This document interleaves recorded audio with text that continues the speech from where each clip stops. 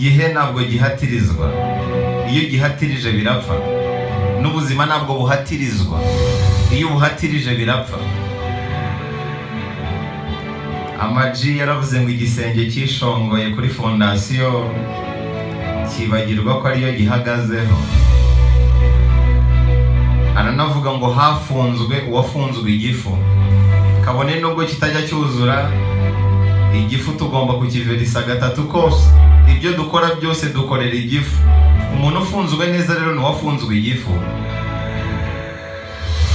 Ama-G yaravuze ngo imirimo ibiri yananiye impyisi, ntabwo imirimo ibiri yananiye umuntu.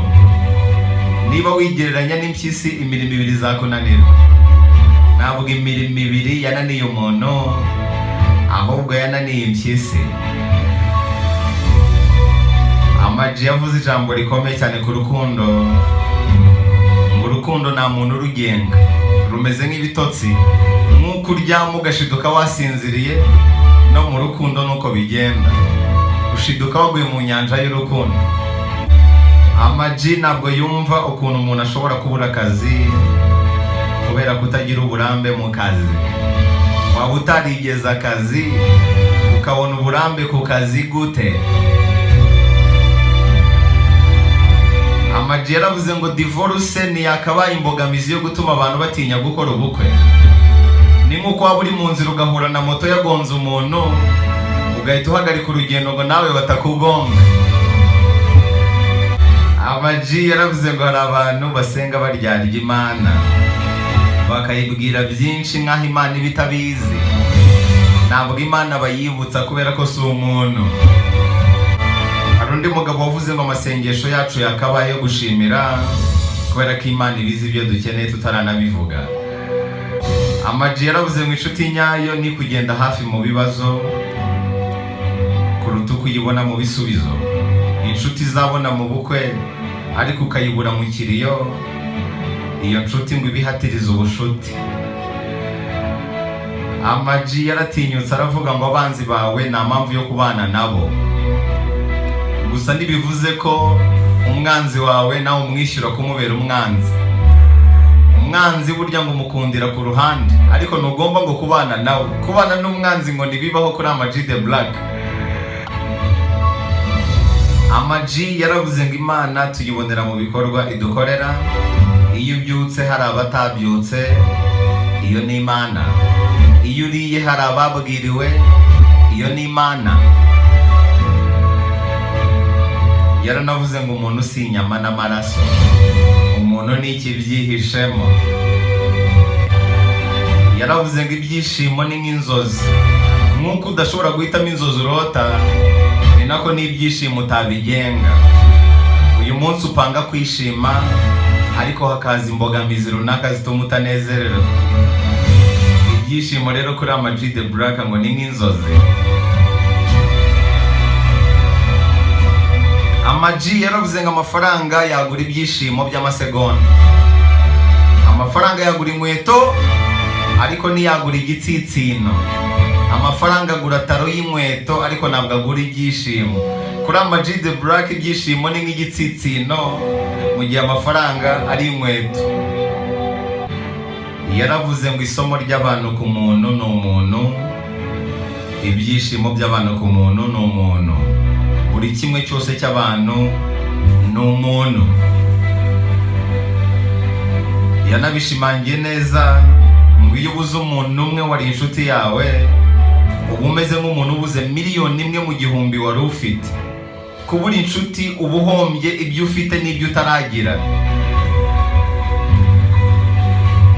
Yaranavuze ngo umuntu naguhisha ko akwanga, uzamuhishe ko ubizi. Aranavuga ngo imbaraga z'ubwenge nizo zigenzura iz'umubiri. Koresha cyane iz'ubwenge kubera ko iz'ubwenge nizo zigenzura iz'umubiri. Yaravuze ngo kurera neza ni ugufata uburyo warezwemo ukabunononsora ugamije kubureramo neza uwo wabyaye. Yashimangiye rya jambo rigira riti abantu bakunda umurambo, ntawe uvugwa nabi iyo yapfuye kubera kubera ko abantu n'indyarya. Umuntu ashobora kurwara akabona imiti ariko akabura ibiryo bimwondora.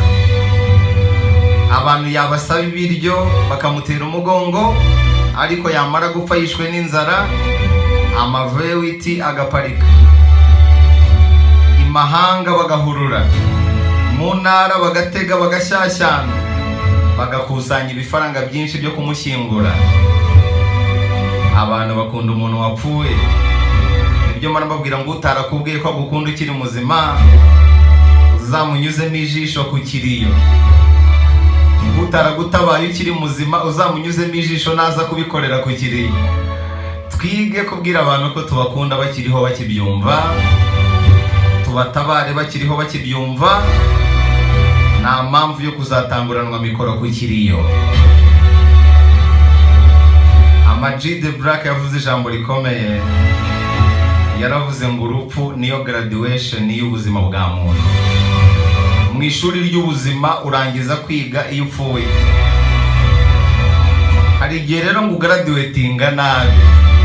Ku graduatinga nabi no gusiga inkuru mbi imusozi.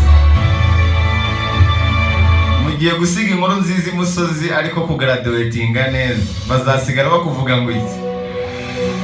Isi rero ni ishuri, urupfu ni graduation. Iyo usize inkuru nziza imusozi bishobora kuba bitakugirira umumaro umaze gupfa, ariko bigafasha abo usize imusozi.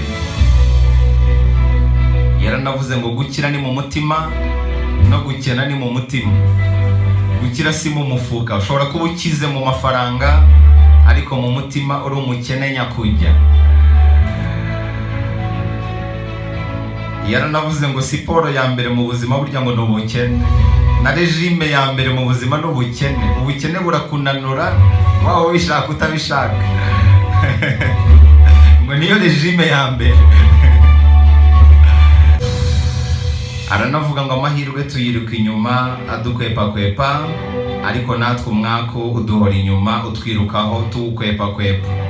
Iyo twirukanse rero ku mahirwe tukayafata, hari igihe tuyarekura, ariko umwaka uwo iyo uje ukagufata ntabwo ukurekura. Aranavuga ngo guhatana si ugusenya iby'abandi ngo ibyawe bisigare, ahubwo guhatana ni ukugira ishyari ishyaka. Aranavuga ngo isi irashaje ariko iracyatyaye. Yaranavuze ngo umuntu wese ufite amatwi akora neza, akaba afite amaso areba neza, uwo muntu agufitiye amafaranga. Buri wese uri hariya hanze agufitiye amafaranga, ahubwo igisigaye urayamukuraho gute? Kora ibishoboka byose abantu bagufitiye amafaranga bayagure. Ama-G mu magambo yose yavuze reka nyasoreze kuri aya ngaya. Yaravuze ngo wimbwiriza icyo nkora kubera ko ntabwo uri nge. Nawe mubwiye icyo ukora ntabwo wagishobora. Nuri nge kandi nuriya ni waba we. Nta buzima busa kuri iyi si. Mu magambo yose Ama-G The Black yavuze reka nyasoreze kuri iri ngiri. Yaravuze ngo akamaro k'umutwe abantu barakitiranya. Uyu mutwe akamaro kawo ka mbere ni ugutekereza gusa.